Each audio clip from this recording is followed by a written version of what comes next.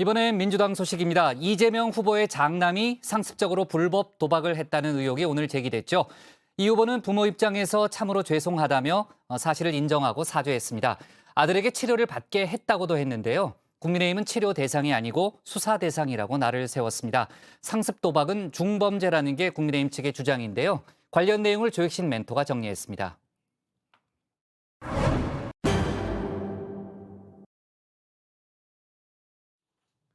민주당 이재명 후보의 아들이 불법 도박을 한 정황이 있다. 조선일보의 보도가 있었죠. 이 후보의 장남이 포커 땡땡이란 온라인 커뮤니티에서 이기고 싶다는 닉네임으로 활동을 했다고 하는데요. 불법 도박을 해서 돈을 땄다. 퇴근 후에 불법 도박장에 가겠다는 등의 글을 수차례 올렸다는 겁니다. 국민의힘 윤석열 후보의 가족 문제를 집중 공격했던 민주당. 자직도 검증의 대상이다. 인정을 했습니다. 그러니까 어떤 가족 검증에 있어서 뭐 장남의 불법 도박도 당연히 포함이 된다고 봐야 되는 거죠. 맞습니다. 그 공적 영역과 사적 영역을 나눠봐야 될 텐데 네. 공적 영역이라면 당연히 따져야 될 부분이라고 생각합니다. 이재명 후보 역시 즉각 시인을 하고 고개를 숙였는데요. 부모로서 가르침이 부족했다면서 말입니다. 제 가족들과 관련해서 매우 불미스러운 일이 발생했습니다.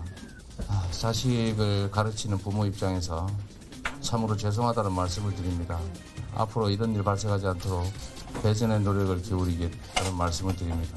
국민 여러분께 매우 죄송하다는 말씀 다시 한번 드리고 깊이 사죄드립니다. 이 후보는 아들이 치료를 받도록 하겠다고도 밝혔는데요. 김건희 씨 논란에 수사에 몰렸던 국민의힘 그냥 넘어갈 순 없겠죠. 치료받고 끝낼 일이 아니다. 날을 세웠습니다. 명백한 범죄 행위를 단순한 카드게임 사이트의 유혹에 빠진 치료 대상으로 치부했다는 겁니다.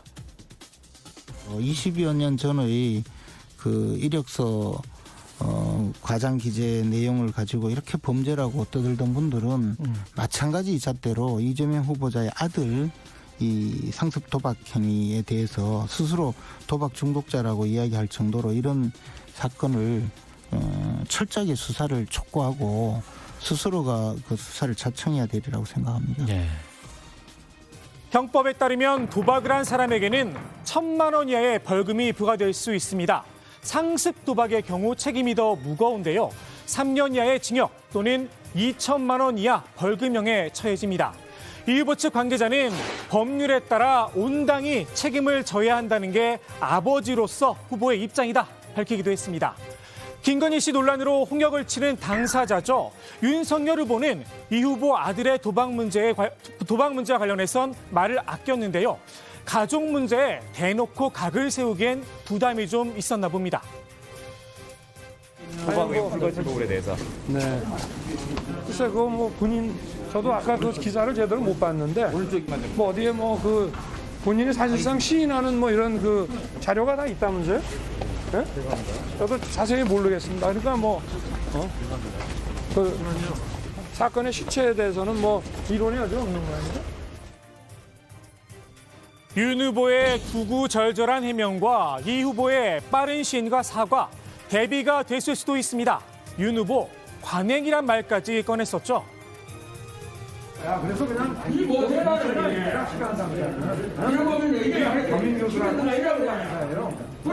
그러고 무슨 뭐 차용 비리 뭐 이러는데 이런 자료 보고 뽑는 게 아닙니다. 그런 현실을 좀 잘 보고 이것이 관행이라든가 이런 거에 비추어가지고 이것이 어떤 건지를 좀 먼저 보고 하세요.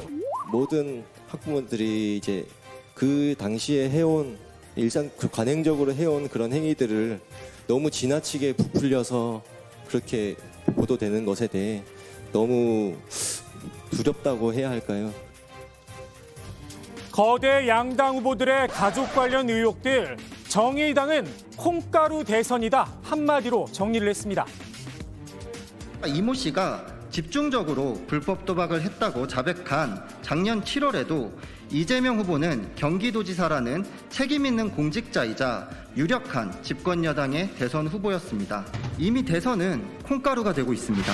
거대 양당을 대표하는 두 후보에 대한 의혹과 논란은 우리 사회 기득권의 윤리와 도덕의 실체를 보여주고 있습니다. 국민의당 안철수 후보는 좀 더 점잖은 표현을 사용했습니다. 수신제가 치국 편천하다 일침을 놓은 겁니다. 자기 스스로를 다스리지 않고 그리고 또 자기 가족이 화목하지 않은 상태에서 국가를 다스리기는 힘들다. 그런 아주 오랜 교훈이 있습니다. 그래서 의혹이 있다면 거기에 대해서 적극적으로 해명하는 것이 저는 옳다고 생각합니다. 특히 대선의 경우는 대한민국의 대통령이 되려는 분은 그 부분에 대해서 국민께 투명하게, 그래서 만약에 좀 미진한 부분이 있다면 그 부분에 대해서 정확하게 말씀드리고 또 용서를 구하고 그런 일들이 반드시 필요하다고 생각합니다. 가족 간의 화목, 이 후보에겐 청와대와의 관계도 중요하겠죠. 이 역시 화목한 상황은 아닌데요. 이 후보가 던진 양도세 중과 유예, 청와대에서 반대 입장을 분명히 했습니다. 정부와 청와대는 지금의 주택시장 상황이라는 것이 매우 민감하고 중요한 어떤 전환점이기 때문에 이제 다주택자 양도세 같은 어떤 근간에 대한 논의는 상당히 신중해야 된다. 지금 시장 안정에 모든 노력을 집중을 해야 할 때다라는 상황 판단을 하고 있다는 점 말씀드립니다. 이 후보는 코로나19 재확산으로 어려움에 빠진 자영업자들에게 선 지원, 후 정산을 하자 주장하고 있죠. 청와대는 취지에는 공감한다면서도 추경 편성에 대해선 계획이 없다. 역시나 선을 그었습니다. 선지원 방안이 채택이 되면 사후 손실보상보다는 당장 뿌려야 되는 돈이 더 많아지는 건 사실이잖아요. 그럼에도 불구하고 추경 편성은 필요가 없는 겁니까? 현재로서는 추경까지를 검토하고 있지는 않고요. 예. 그냥 그러한 방향에서 가장 신속하게 선제적으로 지급해야 될 부분도 있을 것이고 손실보상법에 따른 보상은 매출을 비교해서 그에 따른 손실을 또 산정을 해야 되기 때문에 좀 시차를 두고 진행을 해야 되지 않을까 봅니다. 이른바 이재명의 민주당, 자신의 경쟁력을 전면에 내세웠던 이 후보, 본인과 관련된 악재들은 결국 스스로 풀어갈 수밖에 없겠죠. 오늘의 톡 쏘는 한마디 이렇게 정리합니다. 제 탓이오, 제 탓이오, 저의 큰 탓이옵니다.